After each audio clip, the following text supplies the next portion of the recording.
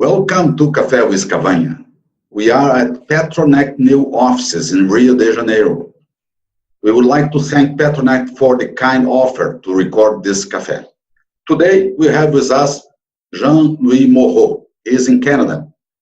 Mechanical engineer, MBA, worked for Schlumberger, was Chief Procurement Officer at Veolia, Vice President Global Strategic Sourcing at CAE, and currently he is independent consultant focused on uncover the hidden opportunities in third parties expenditures at jlmconsultant.com.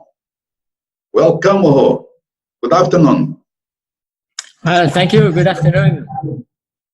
It's a pleasure to be with you, and I hope you will bring me some sun, because in Montreal it's still gray. Oh, I know that. But it's coming. Summer is coming. Yeah, we're on the right trend.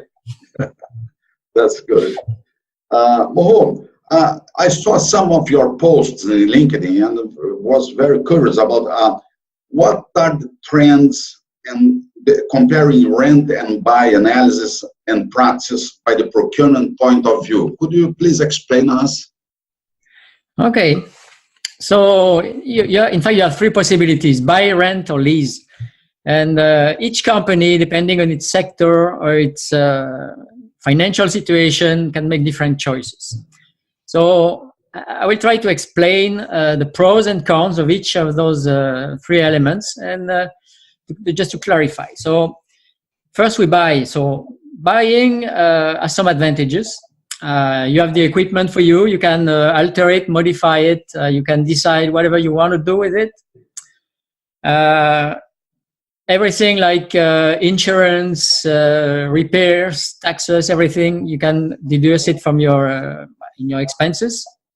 You have depreciation, so in your balance sheet it has an impact too. And also, when you buy large piece of equipment, it builds equity in your company. You know, so that are the pros. On the cons, you are responsible for the equipment, so you have to insure it, maintain it, etc. For the whole life of the asset. You have to dispose it at the end also. Buying can put pressure on your finances, because if you have to pay it up front or you take a loan, then it can put some pressure on your finances. Something also, buying, you turn liquid asset into fixed asset, so that has an impact too, especially when analysts are reviewing your liquidity ratios. Yeah. It has an impact. Also, your asset, if you have a heavy usage of the asset, it can depreciate faster and have a very low value if you want to resell it. And if you have a downturn, you're also stuck with the equipment. No? It's yours, and you have it until you dispose of it. So I would recommend buy the option when you have cash, when you have capital available or a cheap loan, and also when it is your core business. If it's your core business, it's always better to have the equipment because you can modify it, as I mentioned before. But if you have low interest or cash, it's a good option. Then if we take about renting, so renting is very easy. You just have a company which rents the asset to you. On the good side, you just have a pay per use. So you use it, you pay for it. You don't use it, then you don't pay. You don't have a long-term commitment. You don't have penalties for early return, as we will see for lease, for example. It's also a good opportunity to test the equipment. For example, if you want to buy a new car, well, it's a good idea to rent it before, and in order to test it, to see what it's like. Also, with the rented equipment, you have maintenance, which is taken in by the person who rents to you. So you have access like 24/7 day, the whole year. You have an assistance, a hotline. And also, it's on the budgeting point of view, it's very easy, but it's OPEX. You enter it as OPEX. On the downside, it could be more expensive on the long term. It could be more expensive. And sometimes the equipment may not be available. So renting is for also when the economy is uncertain. You don't know on which side it will go. So that's a good idea to rent, if you have limited financial option, like you don't have possibility to have a cheap loan or you don't have the cash, renting is a good option. And you see your backlog of work decreasing, which predict a downside in the economy. Then you have to consider renting the equipment. Now the third option, yes. Go ahead. Sorry to interrupt you, but it's very interesting because I see that some oil companies are moving to lease and rent instead of buy, purchase. Is it true? Is your perception too? Yes, because they're taking into account the fact that the economy is uncertain in some cases. They don't know the future of their project. So most of the time you end up with a mix of renting, leasing, and buying, depending on the asset. I will take an example afterward, but I will finish with the lease. So the lease is just as a rent, but you have no down payment, no cash up front. You have a lower rate normally compared with renting. You don't have risk of obsolescence because at the end of the lease you just return the asset and take a new one. On the downside, the cost as rented could be more expensive than buying. But and also it could be expensive to break the lease. At the end, if you have a lease for 5 years, you want to break it before. So if you take the pickup truck, which will carry the equipment, like the data acquisition equipment and the mini lab and everything, you will need to make some adjustment and modification. My advice is to buy that part of equipment. Then you will need also pickup trucks just to carry the gear, carry the people around the area for the duration of the project. Then it's a good idea to lease those equipments. And if at the end or in the middle of the project you see that you are late, for example, you're not on schedule, you need more resources, more people, more pickup trucks, then you can rent for the peak. And that would be all the three options you had on this very simple example. You said something very interesting because could be a mix of renting, leasing, and purchase buy. Because sometimes it's good to have something as an owner to have a contingency for problems with the provider or some fail that you can have with the leasing or rental. So you have your own equipment and can let's say use your own equipment in contingency system. No? Yes. And with the right mix of those three options, you will be able to manage your cash, meet your short-term obligation, financial obligation, and you'll be able to elaborate the budget overall for a project more easily. So I think it's always a mix. Yeah, perfect. Moreau, please, in terms of spend analysis, spend analytics, and procurement segmentation techniques, companies are really using these tools or still doing linear purchase without segmentation? Well, good companies spend time doing this analysis because spend analysis just answer the question, which is, how do we spend? And in some cases, it's very important to know, where do we spend, in which region, with which supplier, who is the biggest spender, etc. So normally you have a lot of data from your account payable system, from your POs, your P cards, invoices, and you try to have from this raw data, you try to organize it and sort it out and figure out what you spend, like a direct, indirect, per BU, per business unit. You can also sort it by geography, by country. So once you've done that, okay, you're quite happy, but you're just at the beginning of the process, in fact. You have to go much further than that. And there are different analytical methods that are being used lately, or for 20 years now. And personally, I use three different methods. Because you don't buy, for example, protection equipment like helmet, as you buy Schlumberger services, for example. It's very different things. So you have to make the difference between those product and services and suppliers. So the three methods I used is one based on risk-reward, and it's known as the Krajcik matrix. Another one is based on supply power, demand power, which is the A.T. method. And another one, which is a constraint analysis, a constraint analysis, internal constraints and external constraints.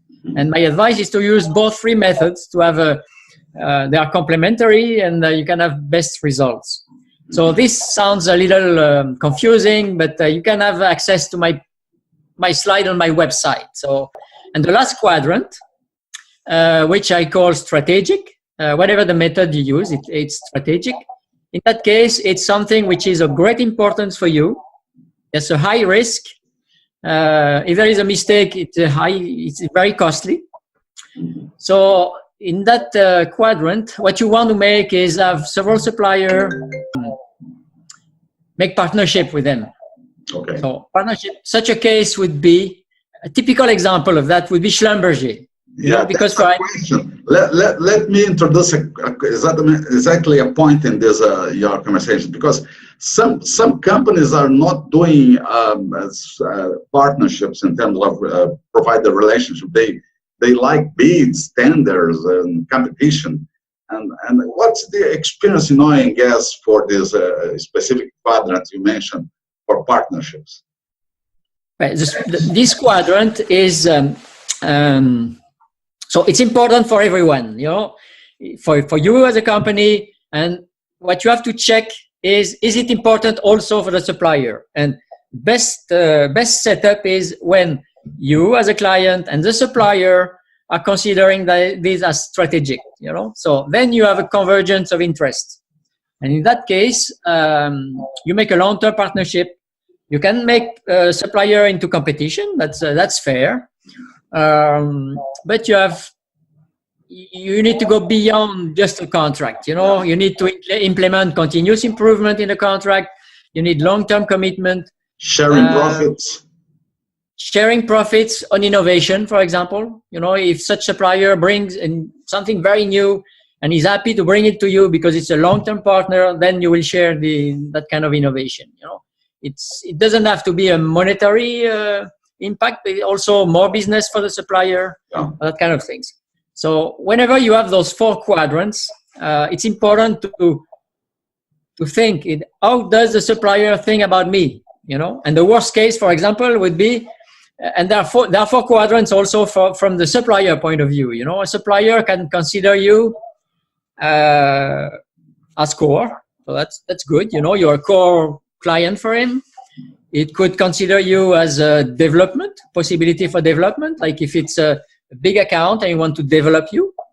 It could consider also you as, it's not critical, but there's a lot of money to do, so it will exploit you. So it's exploit quadrant. And the last quadrant, which is the worst one, is you're a nuisance for him. It doesn't want to work for you. So he wants to withdraw with you. So you have to make sure that there is a convergence between the client point of view and supplier point of view. So right. Best case in the partnership is, everyone has interest in working together. And you have some, can you bring us some examples in oil and gas industry for these partnership situations? Well, situation could be like Schlumberger. Schlumberger partnering with Petrobras, for example, because making the picture of your reservoirs and bringing new measuring tools and new technology, new data processing technology, definitely has an impact. So such a partnership could be one partnership. Other, like in manufacturing, there's also partnership. Like when you want to build something complex, like maybe the Schlumberger equipment, at some point it used to be you buy mechanical parts, you buy hydraulic components, you buy cabling, you buy electronics and software, and you are vertically integrated and you do all of it. Okay. The trend now is very different. You want to have sub-assembly delivered, fully tested, delivered to you, and you are just assembling things and running the equipment, which is your core business. So normally you pick someone which is able to buy parts, mechanical parts, hydraulic parts, insert the cabling, buy the electronic components of the cards, install it, and deliver you something which is ready to have the software loaded and being operated. So partnership, it's simple, and in some cases it's very strategic. In the case, for example, of Schlumberger partnering with an oil company, it could be very strategic. And at the same time, these companies, these first tier providers companies, they have partnership with second tiers. No? Exactly, yes. So you have to develop them, to make sure that they manage their own sub-tiers, just as yourself manage them, So you need to have a flow down of your condition down to the supply chain, to the last tier supplier, So like if you have 24-hour hotline and support, well, you need to have that down the line and make sure that all the sub-tier will be able to do the same, for their part of the supply. Yeah, that's right. Penalties also, you have penalties also in some cases. So you have to make sure that if it's the last tier who is creating the problem, that you'll be able to cascade down the penalty to him. Exactly. Not always possible, because it's a small one. But do you have three, let's say, main trends in procurement that you could bring for us? Trends in the future, yes. It's there's something that we call robotic process automation. So I mentioned previously about the tactical quadrant. Very easy to product, a lot of supplier, you have a contract, the price, it's very open. So you want to facilitate the purchasing of that. So robotic process automation is the computer will place the order. You just check it at the end. If the budget is approved, the order is placed. You don't need a buyer for doing that. Okay. Another trend is the AI. Artificial intelligence will enter into the spend analysis. Definitely, it will enter in spend analysis. The concept I explained previously, it will be done with much more data. With artificial intelligence, you will be able to process data from many sources, outside sources, with unorganized data, indexes, for example, economic indexes from outside, benchmark from other companies, and that kind of things. So all these data will be processed and will enable you to make better decision, data-driven decision. And we see a shift for procurement from process-centered procurement toward data-centered procurement. And all the decisions now are supported by data analysis, which is done by AI, for example. So those are the trends for sure. Great.